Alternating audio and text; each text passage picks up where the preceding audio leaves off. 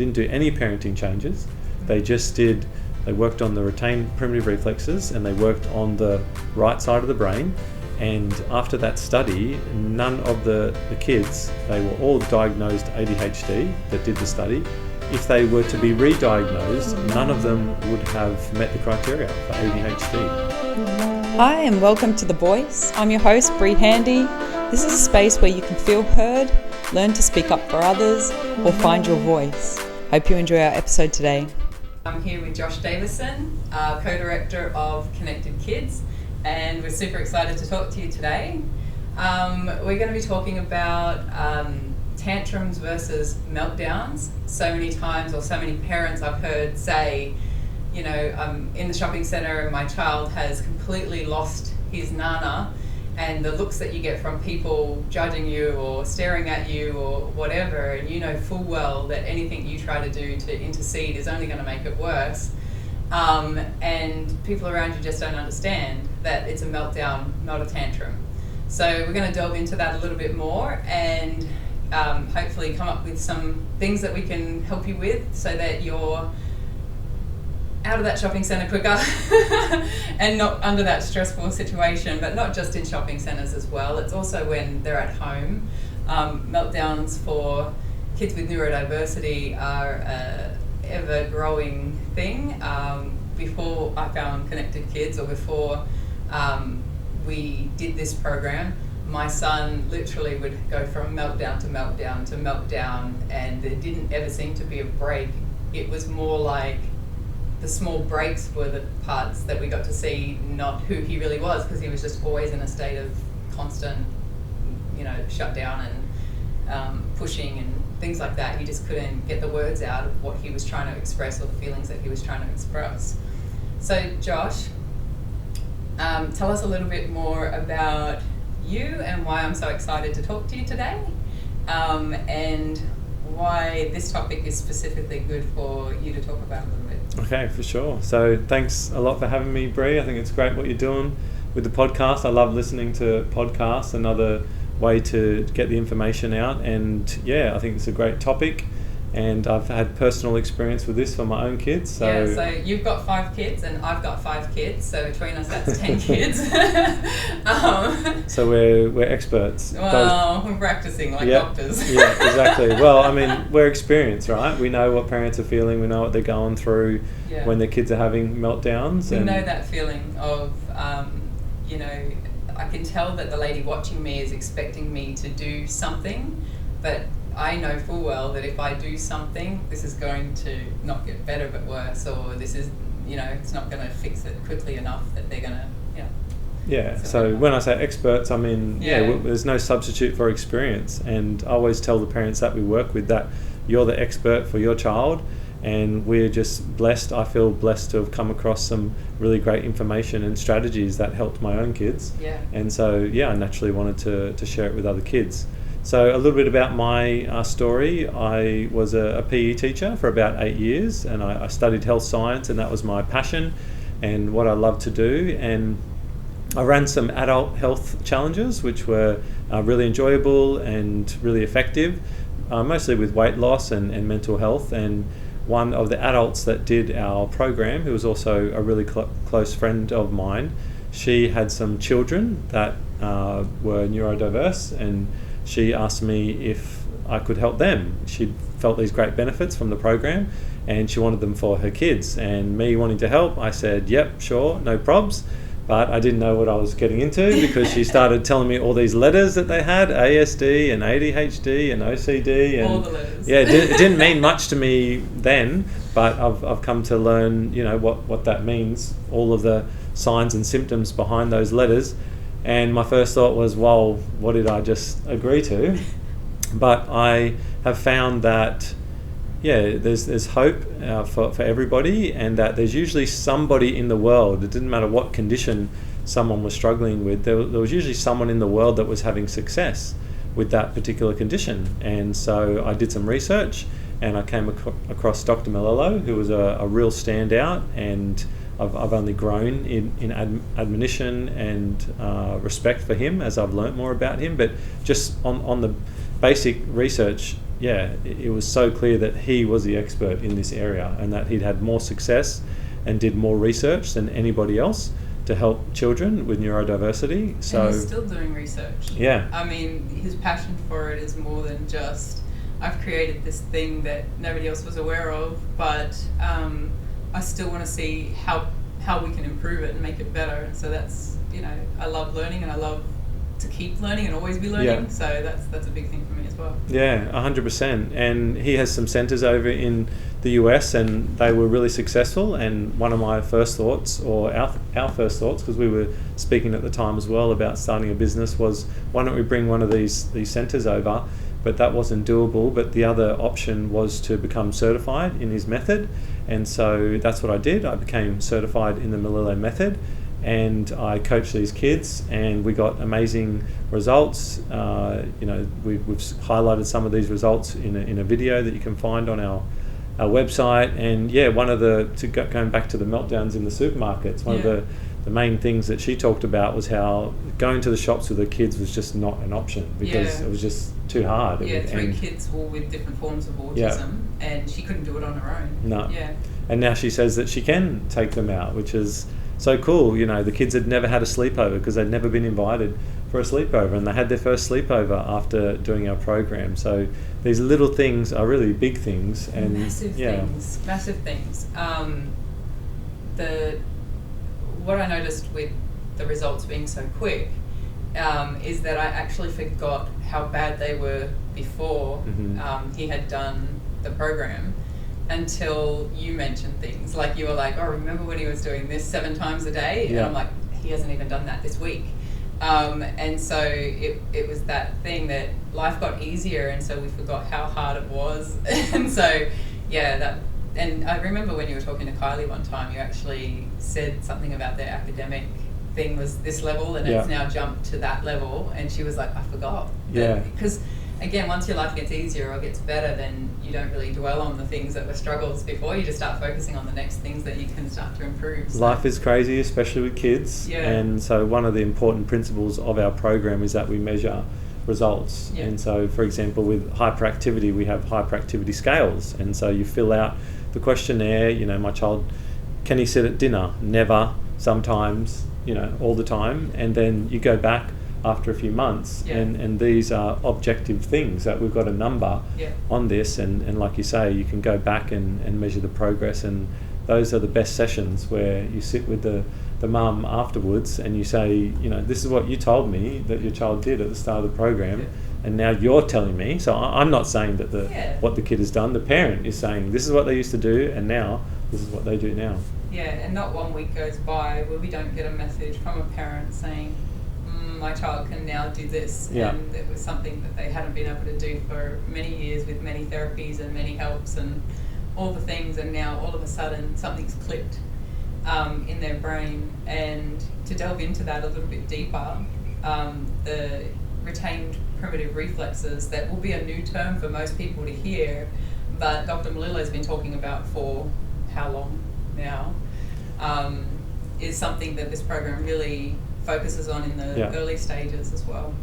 Yeah, it's one of the unique parts of our program. So when you're talking about therapies, we don't tell anybody to stop their therapy. If they've got a therapy that's working or a therapist that they like, keep going, that's great, but you can add this into what you're doing, and I'm confident that it'll improve the results from those other therapies. But I'm yet to come across or maybe one I'm just thinking of that was already doing some work on retained primitive reflexes. And coming back to meltdowns, there are specific reflexes that are related to emotional regulation or meltdowns, and so unless you get rid of those retained reflexes, they're at the foundation of development. And so if those reflexes are still there, it doesn't matter what else you're trying to do, you won't get rid of those meltdowns. But there's hope that with this therapy you can. I think we need to explain also what a retained primitive reflex is, because we're talking about it like we already know, but maybe you who haven't heard of it before are going, what do you mean if they have it? Like, is it a cold? Yeah, great idea. Thank you. Yeah. Got a bit too far then. Yeah. I wouldn't have known what it was 4 years ago either. Me either. Like, yeah. I had no idea, and that was why this made so much sense to me. Once this was explained, Yeah. I went, that's something I can understand. Yeah. Whereas everything else the doctors have been talking about felt hopeless and felt like there was nothing we could do except, prepare for our rest of our life to be that way. Yeah, and it doesn't have to, which is what the research says and what results are saying too. You just have to, I guess, be open enough to check. So to explain retained primitive reflexes, a baby is born with a number of reflexes, and the most obvious example of this is when you put your finger or a stick or something in a baby's hand, it will grasp it straight away, and this is called the grasping reflex. And these are really important. They help the baby to get out of the birth canal, and they help it with other things, but they're primitive. So the baby's brain hasn't developed to be consciously, thinking or acting, and so it has these reflexes as survival mechanisms, primitive reflexes for a primitive or very basic brain. As the child grows, they should become conscious of what they're doing. They should be able to consciously squeeze or open their hand, not just because somebody puts a finger in there, and by age 2 all of the primitive reflexes should be gone. Now the mainstream approach, they realize that the reflexes are important, and so they check that they're all there, but they don't check that they have all gone. And so what Dr. Melillo found was, as he was treating these kids, he was finding that there was a common denominator, and that many of them had still retained primitive reflexes. Was it the ADHD test that he did, and it pretty much had all of them that had the retained reflexes? Yeah, exactly. So how many was it? Kids, 30 or something? Yeah, there was thousands. So I think 2,000 was the number. It was the largest study ever done on retained primitive reflexes.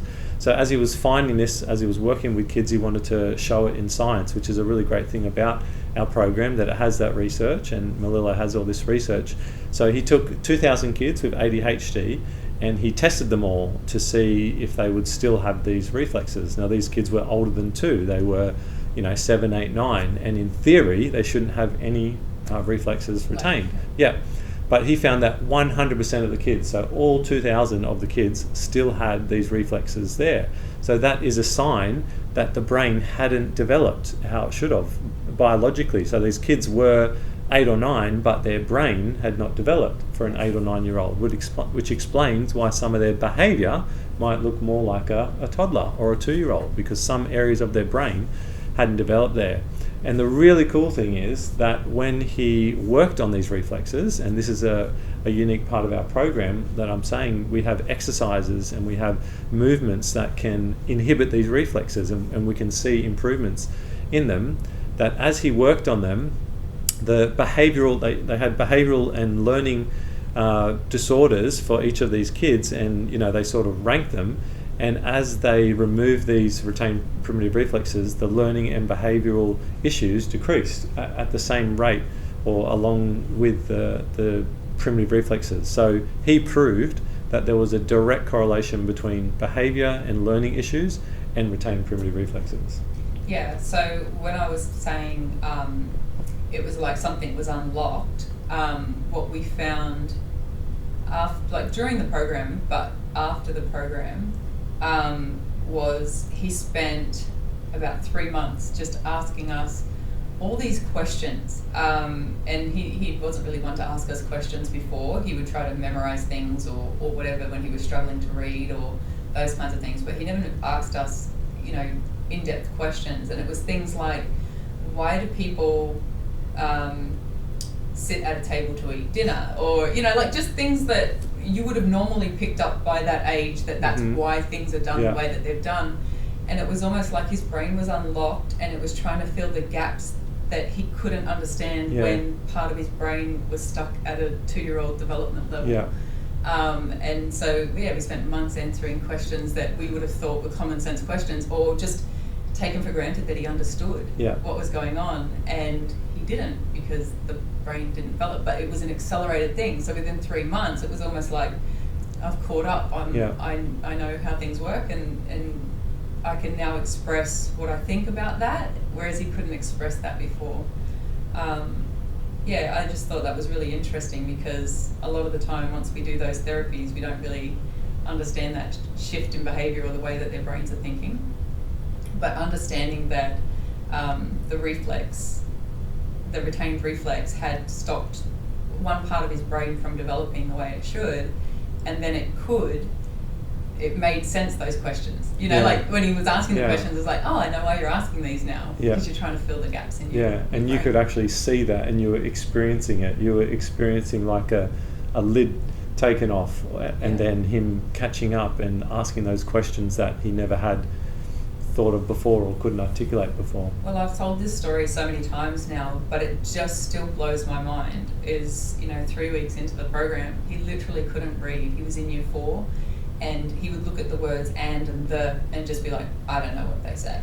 And I was reading Harry Potter to him, and he just looked over my shoulder and read a full sentence like he'd been reading his whole life. And I went, what the heck was that? It blew my mind. Like, not like one word at a time. He just read the full sentence. And again, it's like that unlocked. It unlocked something in his brain, and he could just read. And by the 12 weeks, I was so curious to see, test his mental strength, that we read the full chapter. It took him a whole day because he got tired, because his brain wasn't used to doing that kind of thing. And so we'd just have breaks, but he'd read a little bit, and then we'd have a break, but he'd read a whole chapter in a day of Harry Potter 4, and it's not a little kid's book, that's a big kid's book. So it really blew my mind. Yeah, it's amazing the results that we've seen. Kids that couldn't talk are talking, kids that couldn't walk are walking, and so it's just given me so much hope for any child out there that's struggling with meltdowns, or whether it's their speech or gross and motor skill. I just know that there's hope, and if you haven't tried Connected Kids, then I think there's a lot of hope. So what retained reflexes would you say would be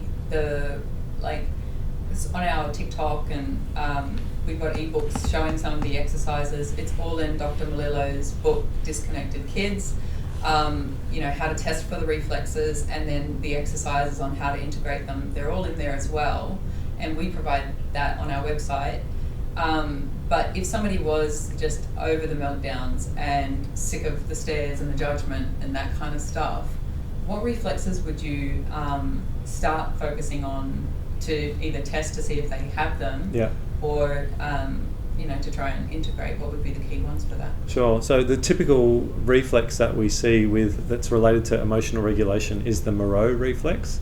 And the way that you test for the Moreau reflex is that it's also called a startle reflex. So if let's say Bree was my child and I wanted to test it on her, I'd get her to close her eyes or just sneak up on her while she's doing something else, and I would clap very loudly behind her head, and I would see if she jumps or gets startled. And she shouldn't do this. She should be able to know consciously, that's just someone clapping behind me, there's nothing to be afraid of.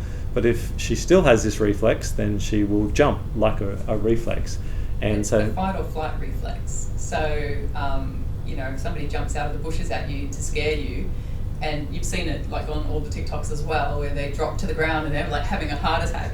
That is a major Moreau response, and if you do have that kind of response to things, it doesn't mean that you're neurodiverse. It just means that you have that fight or flight reflex not integrated, and you could just have anxiety or depression. It might be just something smaller than the big plethora of having all the retained primitive reflexes. But at least that's an indication, or it helps you to know that if you are someone that gets quite startled quite easily, you might need to start, working on that reflex and trying to integrate it, and maybe you'll feel calmer and won't need all the, all the other interventions that are so crippling sometimes. Yeah, for sure. And the way to integrate that reflex is to do what's called a starfish exercise. And it's a bit too hard to explain, so we've got videos of them. Actually, we've got an ebook that you can get from our website that has the starfish exercise. Awesome. With Miss Sienna modelling the movements from that one. That's Josh's oldest, so she's our little test mannequin for that. She did awesome. So to be able to integrate that. So the Moreau is linked to the anxiety and the emotional dysregulation and meltdowns, all of those kinds of things. Yeah. So that would be a key one of where to start. Yeah, great place to start. Yeah. Back when we founded or started Connected Kids, Dr. Bill Davison was an integral part of that, and that's your dad. Mm-hmm. And growing up with a dad who has a background in, do you call it alternative medicine? Yeah, or do you call holistic. it holistic? Yeah, alternative or holistic. Yeah. Probably made you more open to learning about something that wasn't just medication. To be able to help kids, and growing up with some traits of neurodiversity yourself, like I did. Do you think that some of the things Dad knew probably helped you to cope more as a child, or cope more as you were growing up, than say if you grew up with a dad who just sort of got mad at you if you're a bit naughty? Yeah, a bit. Well, I don't know if you were ever naughty, but you're quite calm. Just didn't tell my dad. Yeah.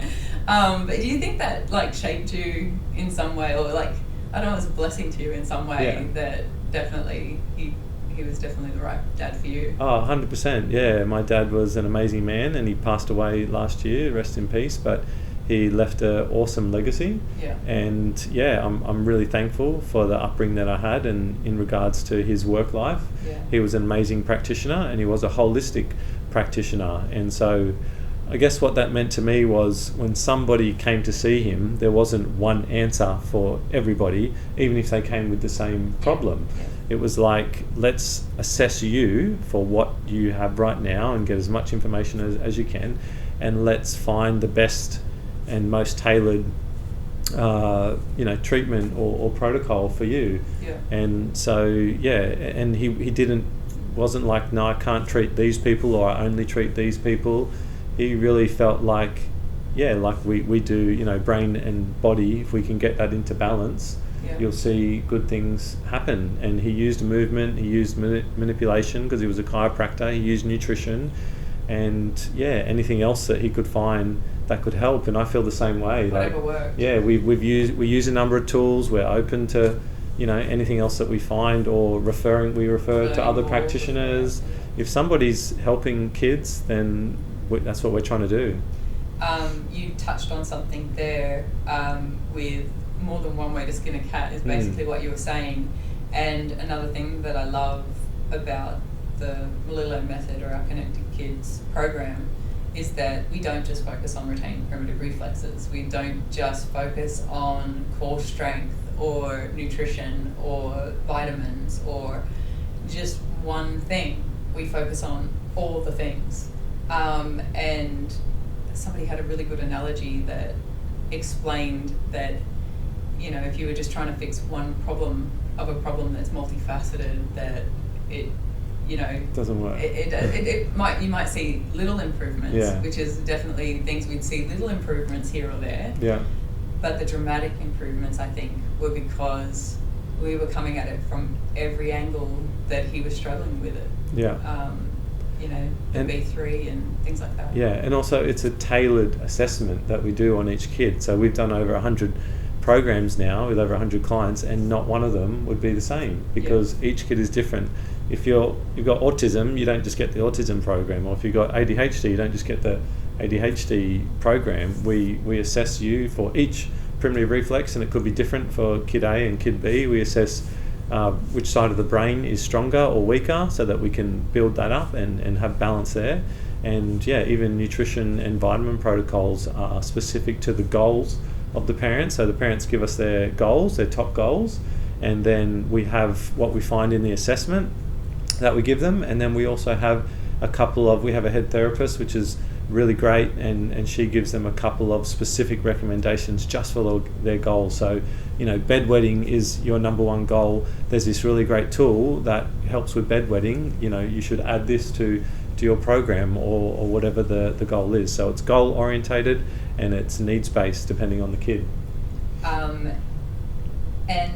just to bring it back to you and your family a little bit more, the last time we spoke, I mention that I think of you as the child whisperer, because I talk so quiet. I always have to amp up the mic. But when you first started doing sessions with my son, I was concerned that he wouldn't be good for you on Zoom because he thinks he's a real technical genius, and he used to hijack the teachers' Zooms and change their backgrounds, and they couldn't have control of their own Zoom and things like that. And so I thought that he would play up for you. And within a few weeks, you were like, he's actually better when you're not here. No offense. Because I was helicopter mum trying to fix everything. But also, he didn't mess with the computer. He didn't play up at all. He was engaged. He was excited. Yeah, he did really well. Bribed. Progressed. Yeah, that's important. But he had fun, and I think that, and let me be clear, his attention span, he literally could not sit still for more than 3 seconds.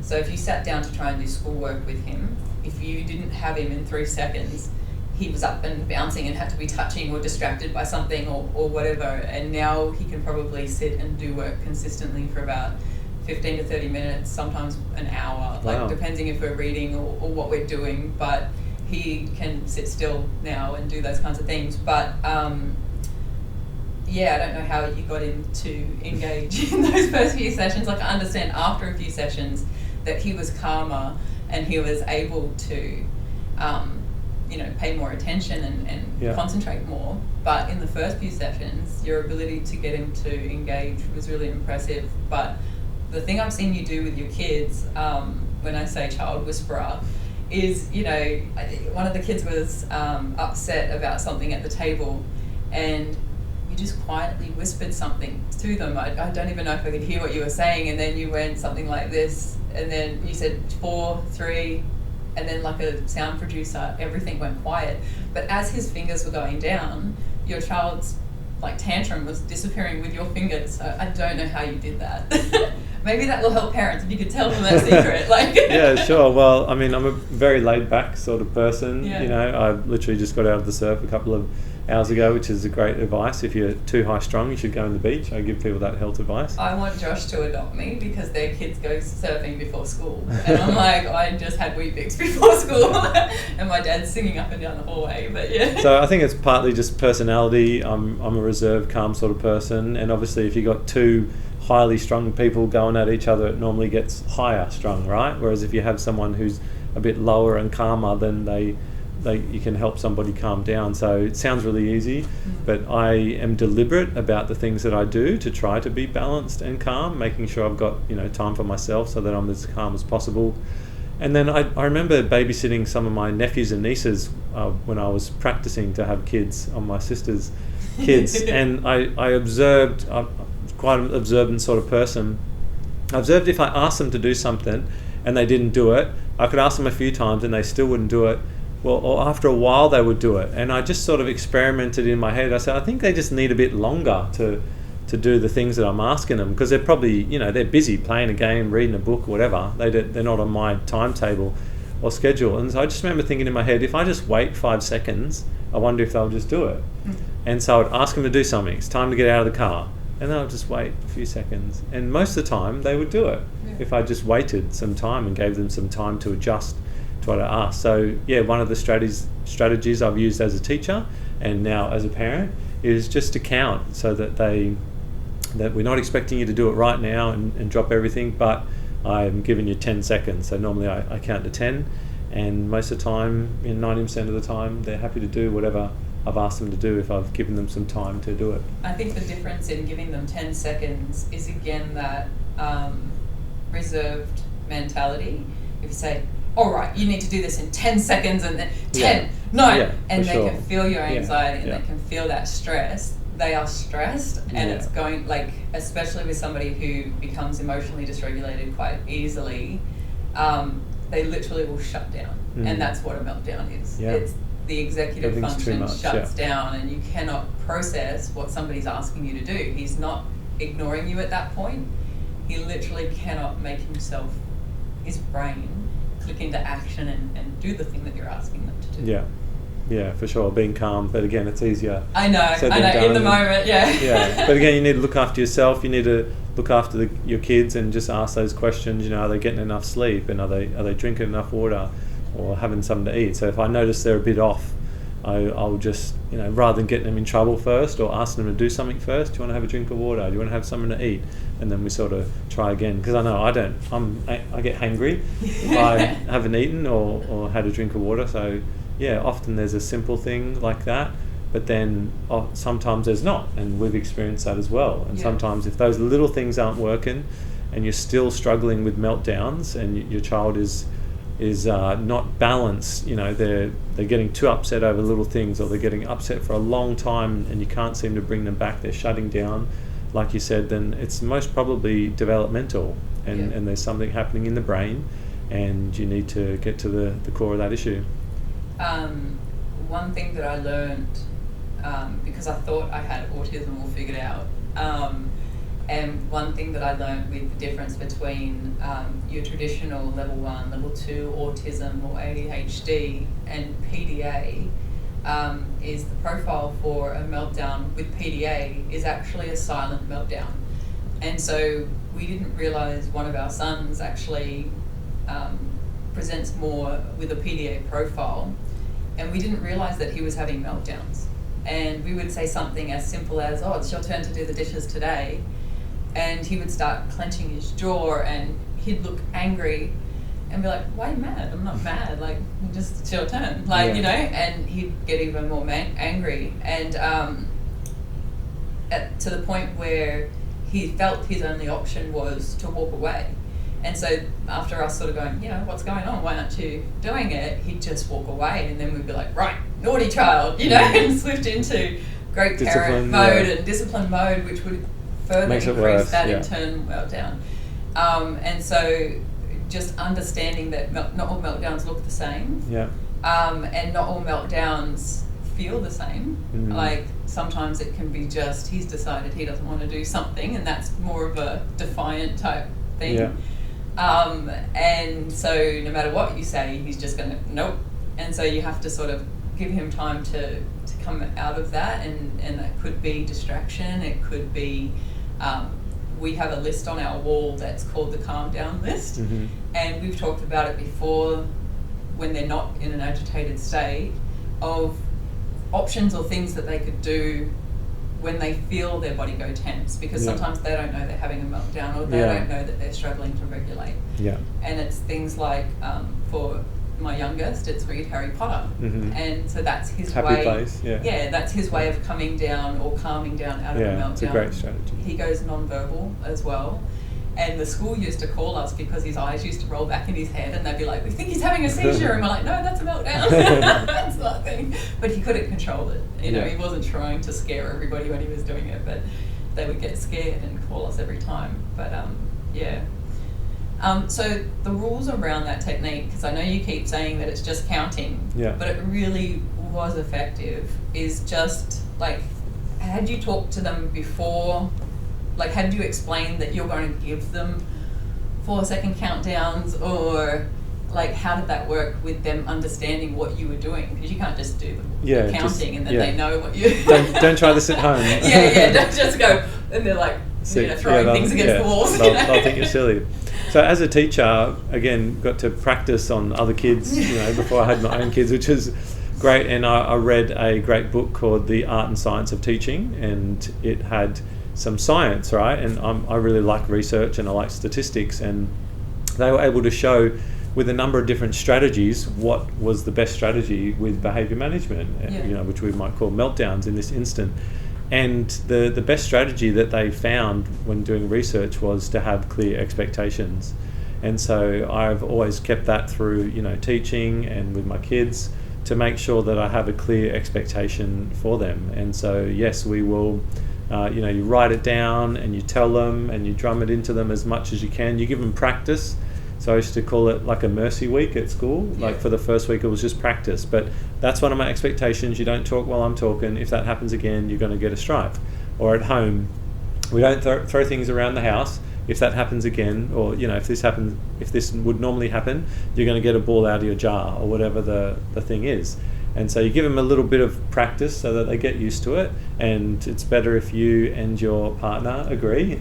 Which is hard sometimes. I think actually that's one of the main things I see in the groups for parents of kids with ADHD is that only one partner is on board. Yeah, yeah. And it's like dragging a sack of potatoes up a hill, because you're trying to manage somebody who's struggling, somebody who's emotionally, up and down and around and struggling.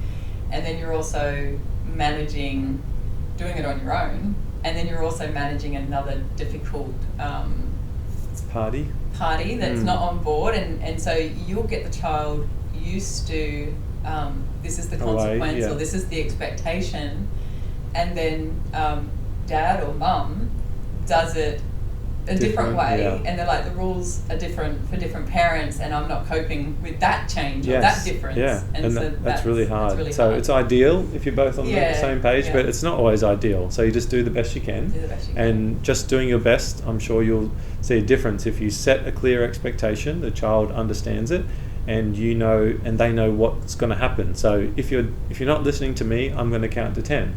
And when we get to 10, you're going to get a strike. And after 3 strikes, you miss your treat tonight, or you miss your screen time, or a positive, it should be negative and positive. So there's a negative consequence. But if you don't get 3 strikes for the whole day, if you can go a whole day without getting 3 strikes, you're going to get extra screen time, or you get to stay up 10 minutes with mummy or daddy or whatever it is. So you've got to have a clear expectation, and then there's got to be clear consequences, both a negative one and a positive one, to help them know exactly where those boundaries are. And I found that the more similar the expectation and the reward is consistently, the better he copes. So if being good in a school Zoom session meant that he got 30 minutes on the VR, and then tomorrow it means that he gets 10 minutes on the VR, he's not going to cope with that difference. No, consistency. And so, if it's the same thing every time, he knows. He's like, okay, look, that's what I expected it to be. Yes, I can be calm about that, that's fine. You don't want to change. If the rules or if I have to be nice, if I have to be good on 2 of my school Zooms for the same 30 minutes on the VR, I'm not going to cope with that either, because that's different. Yeah, very clear. That's what I mean. It's got to be a clear expectation. If you do this, then this will happen. And then, that provides confidence and security for them, which helps to alleviate some of the emotional instability. And as a parent with ADHD and dyslexia, another layer to that, or another thing that I found helps with that for me, to remember what I promised yesterday. So I don't remember. I'm like, was it? Okay. He tells me what it was. Is it's up and it's written. I've got whiteboards up all over the place to remind us to do things, but having those expectations written up means that they can't change or try to trick you, and they're cunning and try to get around it. But also means that I'm consistent, because I can see it and I can remember what's going on and what the rules are for me as well. No confusion for the child, and it seems really simple, but this is how society works. We have rules, we have expectations, they're clear. If you don't meet them, there's a negative consequence. If you do meet them, there's a positive consequence. In your workplace, no group of people will survive or be effective if they don't have this in place. And so the home is the most important place in society, as far as I'm concerned, because that's what makes up society. Society is made up of homes and families. So that's where we should be putting our number one, priority and our time and attention. And sometimes it's just about having a plan, and being a little bit more organised, or making it more of a priority, especially in Hell Week, or what did you call it? The practice week? Mercy. Mercy week. You give them a week of mercy. And can I say, you've already mentioned Disconnected Kids, which is an amazing resource. And if your child has neurodiversity, or if you have neurodiversity, then you'll understand yourself and your child like never before if you read that book. He also has another book, Reconnected Kids, and it has some of that theory in there, which is great, but it also has the strategies for parents. And so it's more, Disconnected Kids is the therapy approach for the child, like do these assessments, do these exercises, etc., what we do in our programs. Reconnected Kids is, okay, what are the home aspects? Because yes, there's always a number of aspects. The brain is an important thing, but we all know that our home and the people around us shape us as well. And so if we want to prioritise or get better at parenting or what's happening in our home, then Reconnect to Kids is the best resource I'd recommend. And that brings me to another point that I wanted to bring up with what does the next 3 to 5 years look like for you, and what are your plans with this moving forward?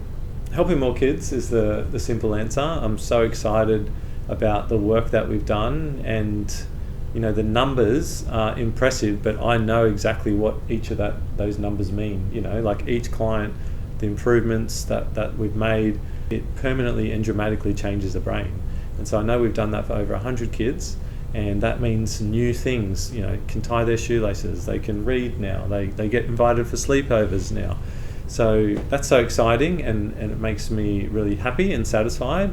But I know there's a long way to go, and there's so many more parents and families and children that are struggling. So I've got bigger goals, or we've got bigger goals to help more kids, and maybe in different settings as well. Whether that's going into schools and working with teachers to help some education there, or to get help for more kids, or potentially a centre if because you were talking about Zoom. Yeah. That's the number one concern that we get, is that they're not sure if their child will cope with Zoom and whether they'll be attentive. But I went back and looked through the numbers because I was interested to see, and about 85% of the children that sign up with us will get through the 16 weeks. Yeah. And so I think, considering the type of kids that we're working with, if your child, you think they're hard and they don't have a lot of attention, that's the exact kids that we work with. And 85% of them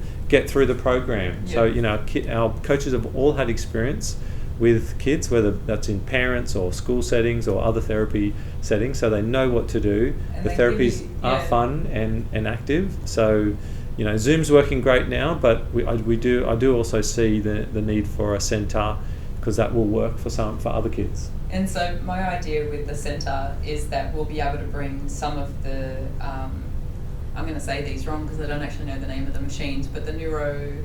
Neurofeedback. There's neurofeedback. That's one tool. Neurosage is a VR tool that Dr. Melillo uses in his centres over in America. They also use lasers, which get really, really good results. And the metronome, which it can be used by distance. There's some issues there, and just being in the centre where you can have control over these things, and like even rotating them through these therapy tools would be really cool. And my goal for a centre wouldn't be just to be able to bring more technology here, but to also have more intensive education around these, so that you might come and stay at the centre for a week or for 3 days and learn how to cook and what foods your child reacts to, and how to find out what foods they react to, and then how to cook foods that don't have those things in them.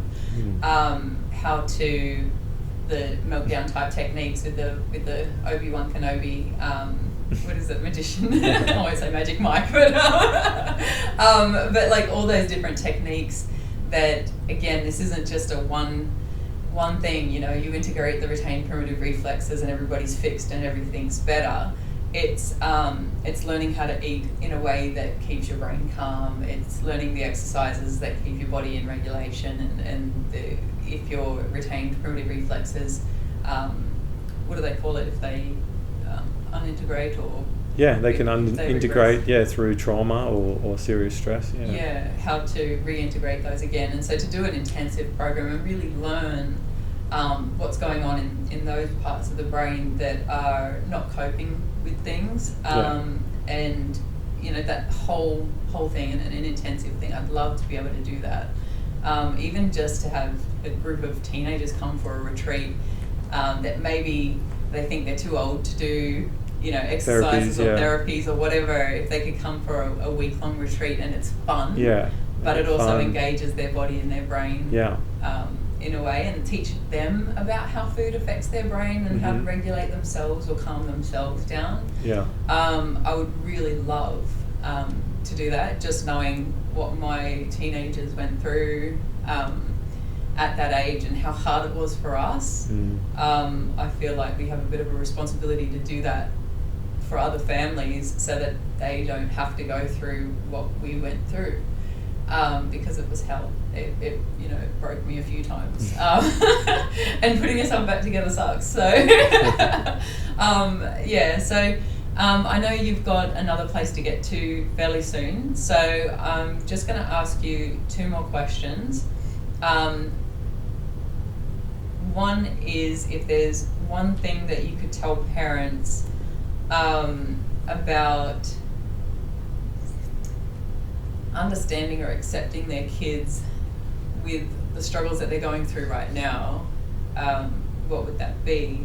Like that either might help them to not beat themselves up if they feel like they're failing, or to not be so hard on their kids when they're not coping themselves. Yeah, definitely. So I know as a teacher, I used to think they can do this so well, so why can't they? They should just be able to do this so well. And I'm failing as a teacher, or the kid is lazy, or they're dumb, or something like that. And when I read Disconnected Kids, and you learned about this unevenness of skills with kids with neurodiversity, so they may be really good at something, but it doesn't mean they're good at everything, and we can't judge them on one skill versus the other, because there's some issues in the brain. So don't take it personal about you as a parent, or about the child themselves, because you're doing the best you can, and if you want to learn about what's happening in the brain, then you need to read Disconnected Kids, and you'll understand your child a lot better, and it'll really help. That's actually something else that we didn't talk about, is that we talked about neurodevelopmental delays. I can't speak English today. Neurodevelopmental delays, and being stuck by retained primitive reflexes, and then once they're integrated, their neurodevelopment can increase quite quickly. But the other sign of a neurodevelopmental imbalance is that accelerated learning, or that that genius thing that they talk about with autism or with whatever else. That's actually a sign of that imbalance as well. That it's not just that they're struggling with things, sometimes they're gifted, or they're over gifted with things. And how does that impact, or how does that work?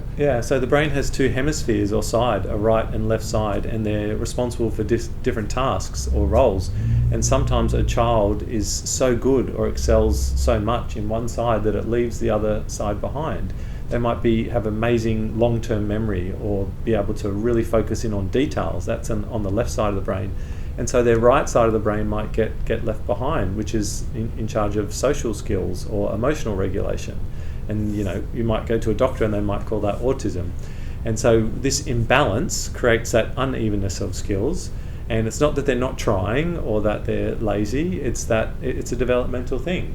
And so it's not something that the parent is doing wrong, or that the child is doing wrong. And again, that was proved in the Harvard University study, that they were able to help. They didn't do any parenting changes.